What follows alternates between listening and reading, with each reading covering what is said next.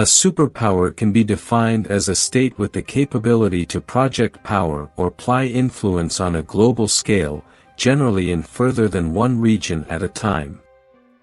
The United States has been the world's sole superpower since the fall of the Soviet Union in 1991, holding an unexampled degree of profitable and military dominance around the globe.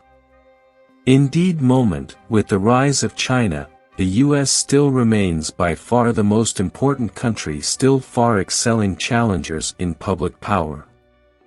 It still has 3 times China's wealth, and 5 times its service capabilities. And that's not to mention its enormous advantages in terrain, demographics, and more. All effects considered, it doesn't feel likely that the U.S. is losing its status as global hegemon anytime soon. But hypothetically, what would be if America set up itself in a conflict against the entire rest of the world?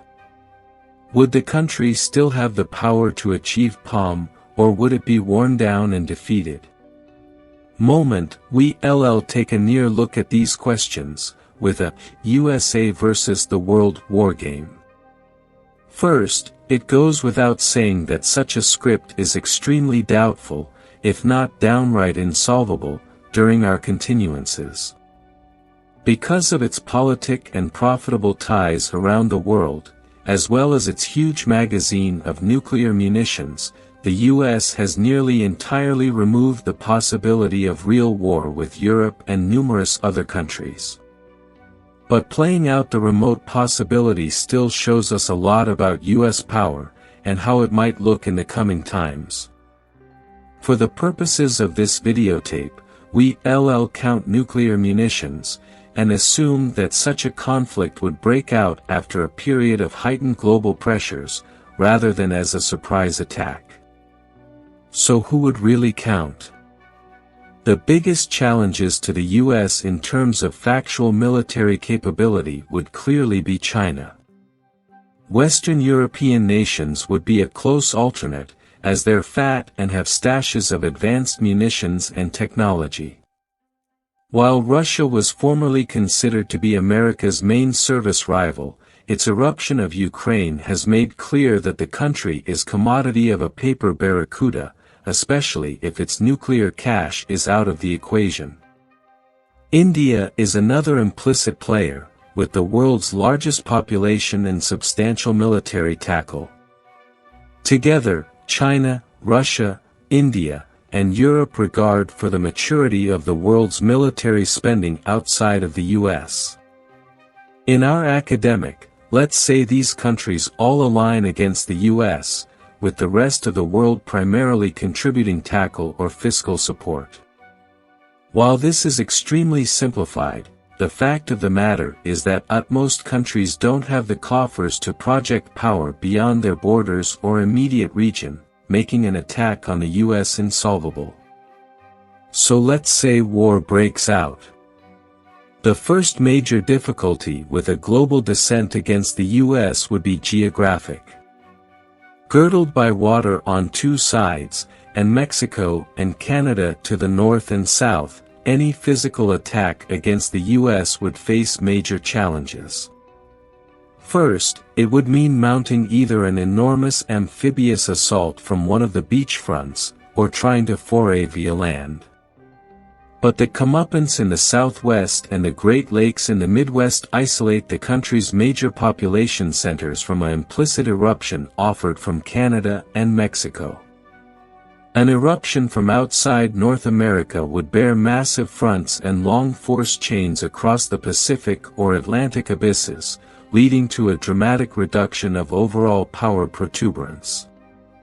Military expert Dylan Lurk has noted that indeed the largest amphibious assault in history on either the west coast or the east coast would be too insignificant to acquire an effective beachhead, however, and do so while remaining undetected under the enormous reach and power of the American intelligence outfit.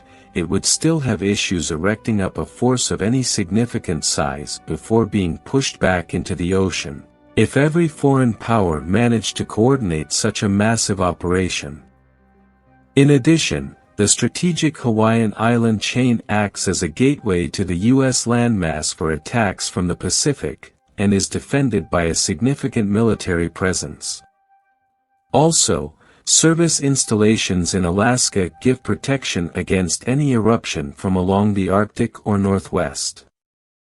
An attack from Mexico would presumably be more doable, due to the Great Lakes blocking much of the Canadian border, but California and Texas have the largest attention of defense diligence and military bases in the country, therefore furnishing an effective interference from any attack, with the southwestern desert gauging the two regions. The Southwest is also home to multiple heavily fortified military bases, similar as the White Beach Missile Range in New Mexico, or NORAD headquarters in Colorado.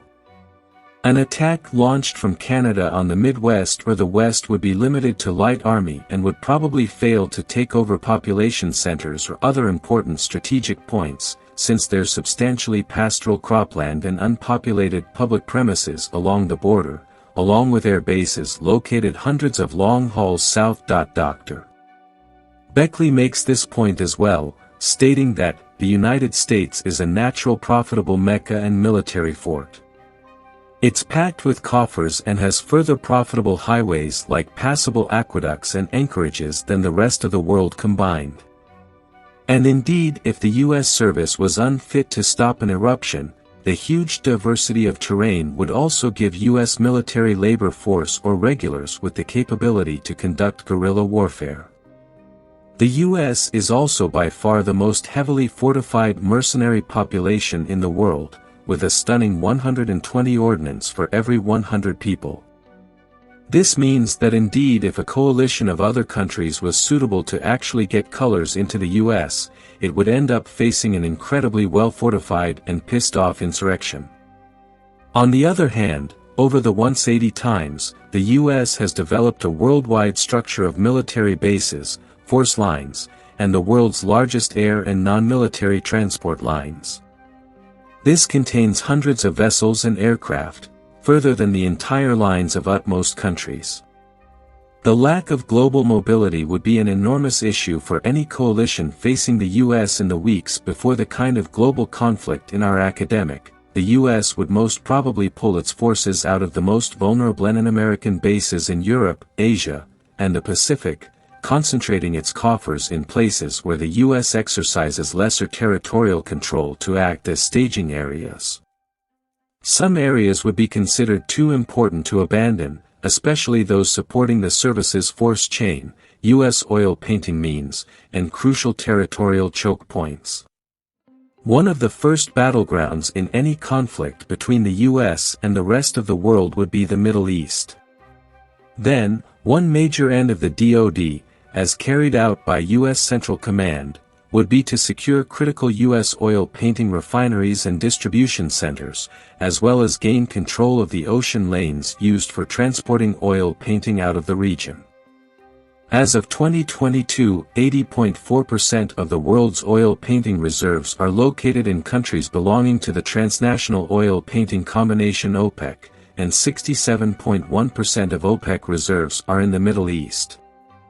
Also, over 60% of the world's oil painting passes through shipping lanes in the Arabian Sea alone.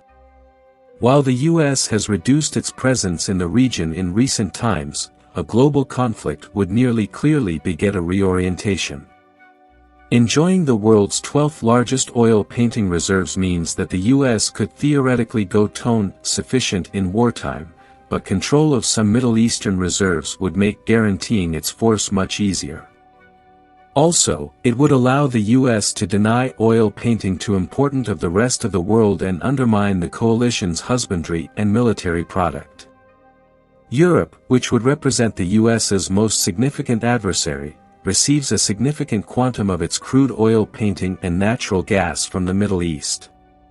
This means that U.S. military control of the region would harm Europe's capability to sustain a war trouble for any extended period of time. China would face an analogous issue, as over half of all its oil painting comes from the Middle East, making the region among the most likely fronts in a global war with the U.S. At the launch of the conflict, the U.S. would first strike at oil painting-related installations across the Middle East, using carrier grounded strike aircraft plus medium and long-range ballistic dum-dums. U.S. power protuberance means that indeed without bases in Afghanistan, the service could fluently hit targets anywhere from the Mediterranean to the Strait of Hormuz.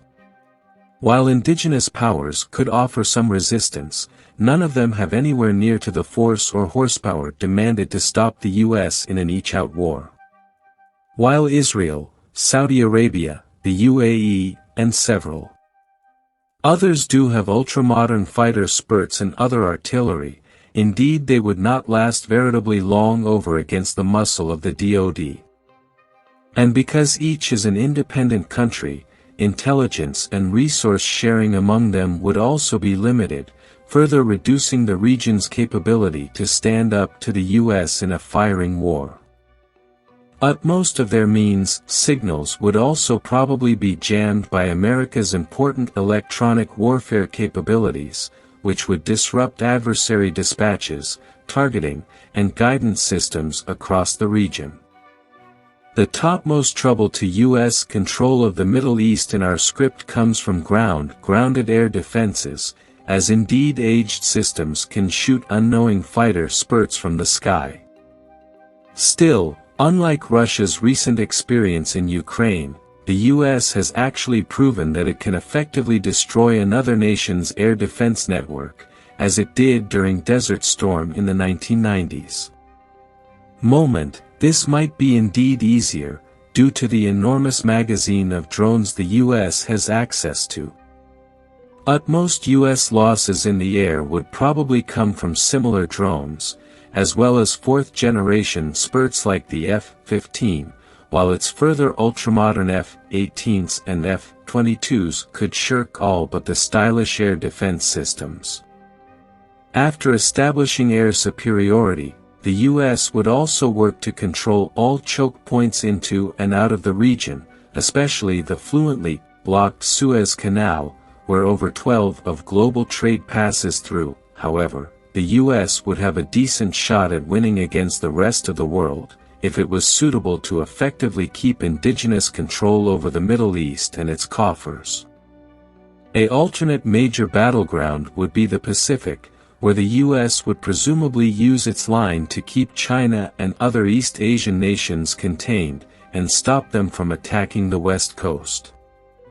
This could mean either a leaguer of major trade and force routes, as well as using islets like Hawaii and Guam to carry its own attempts. It would also use its line of aircraft carriers heavily in the Asia-Pacific region. As of this videotape, there are 47 active aircraft carriers around the world.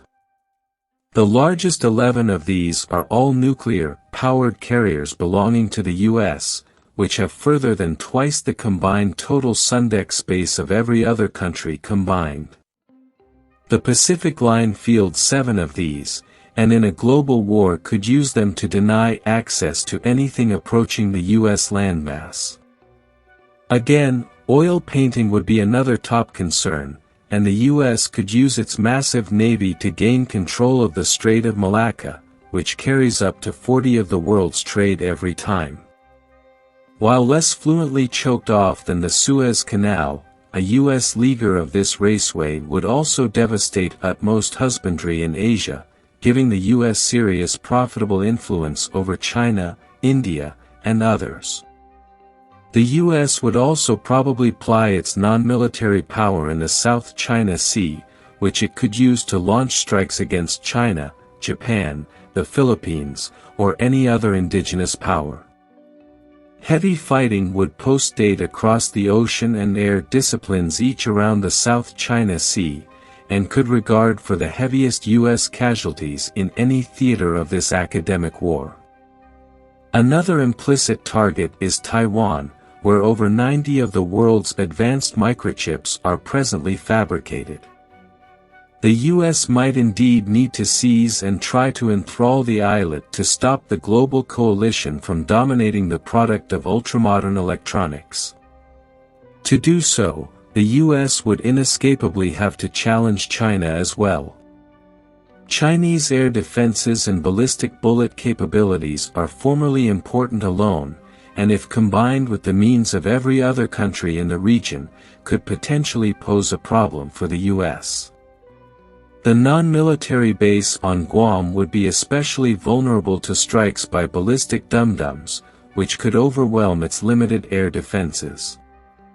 Indeed so, the U.S. Navy is so important that every country in the East Pacific combined would be enthralled with protecting it off, and presumably couldn't launch their own strikes on the U.S. landmass. And because the U.S. Navy is larger than those of the next 8 countries combined, it could fluently fight in 2 or 3 theaters at formerly, making contemporaneous leaguers of Europe, the Middle East and Asia-Pacific a real possibility. Another aspect of a global non-military war would involve submarines, which, commonly, the U.S. has further of than nearly anyone differently. Its line contains 53 fast attack submarines, 14 nuclear-able ballistic bullet subs, and 4 guided bullet subs. Indeed, without using the world-ending nuclear capabilities of an Ohio-class submarine, this massive line would allow the U.S. to launch covert attacks on adversary non-military vessels anywhere in the world, fully undetected. While America would be far more hard-pressed to fend off a global coalition on the ground, at ocean, the U.S. stands a much better chance of palm. A third global area of battle would be the Americas, where the U.S. would have the topmost capability to marshal forces and design power. And because Mexico, Canada, and other countries in the region are far less important, there's a good chance the U.S. could leaguer, control, or destroy the maturity of their service and profitable coffers. Canada and Venezuela are both egregious targets because of their status as oil painting directors, and in a global war the U.S. would presumably aim to shut down or take control of coffers in both. Another egregious target is the Panama Canal, which serves as the gateway between the Atlantic and Pacific, and where 40% of all U.S. vessel shipping flows through. The U.S. controlled the conduit from 1903 to 1979, and would try to seize it again during a global war. This would also give a choke point against the colors of Central and South America. Chile is another implicit target, as the country inventories 28 of the world's Bobby, critical for the product of ultramodern electronics. Now, obviously, an academic alliance of every other country in the world would have the numerical advantage in overall colors and profitable coffers. But keep in mind that as of 2022, U.S. military spending was $877 billion, constituting 40% of the global aggregate and further than the coming 10 countries combined. This enormous sum still only accounts for about 3% of the country's GDP. In a global war, this chance would nearly clearly increase, and could rise to analogous situations as World War II, when U.S. military spending reckoned for over 40% of public GDP. That would mean near to $10 trillion bones a time in military spending from the U.S. alone, nearly 5 times the global aggregate from 2022. Astronomical figures like these mean that a war of waste against America would also be likely to fail, as the country could outspend the rest of the world several times over for numerous times. To gain a true strategic edge over the U.S., a global coalition would have to ever tower and outspend the Defense Department, while also maintaining their own lower husbandry. Another pivotal sphere in a global conflict with the U.S. would play out in cyberspace. This would presumably be the first line of contact between the warring parties, as both sides would essay to gain information superiority and take each other's systems offline. While U.S. Cyber Command could nearly clearly be overwhelmed with attacks by numerous actors that formerly, America could also use its own largely effective attacks to shut down adversary power grids, computer networks, munitions electronics, and much important more. And while it isn't as dominant in cyberspace as in the real world, the U.S. still has in far the most able and best funded capabilities in the world.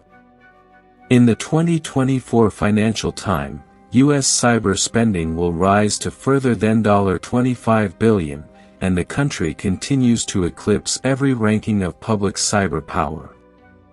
Still, this sphere would also be one of the biggest troubles to the U.S. in a global war, as cyber attacks are notoriously delicate to prognosticate and defend against. A well-placed cyber attack by a less important nation could still be disastrous, and would presumably be a more serious immediate trouble to U.S. citizens than a kinetic strike on the country. Still, again, we've no way of knowing how important American cyber spending would increase in a total war, or how snappily that would lead to new capabilities. All the rudiments point to a big conclusion: the U.S. is so important that it could take on the rest of the world for weeks or months, with no certain winner. Because of this, such an academic conflict would probably come a war of waste in both the physical and digital worlds. The U.S. would work to starve the world's other major powers of oil painting, war inventories, and other vital coffers, while trying to save its own. A true assault on the U.S. landmass would be extremely delicate because of the country's size, geographic positioning, and incredibly well-fortified military and mercenary population. Because of the U.S. service's global presence, most of the fighting would probably be away, opening theaters of war far and wide from the Middle East to South America and East Asia. In the end, the victor would nearly clearly be whichever side could outlive the other, both in terms of military and profitable coffers. While the script of America versus the entire world is obviously an absurd one, it does give us a useful picture of just how important the U.S. service really is.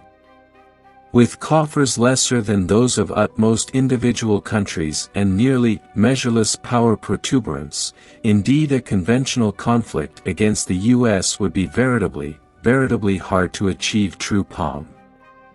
Add in the country's continued dominance in cyberspace, and it's not at all clear whether the rest of the world would actually be suitable to win such a war. And all of the enterprise above excludes the most important part of the equation: nuclear munitions.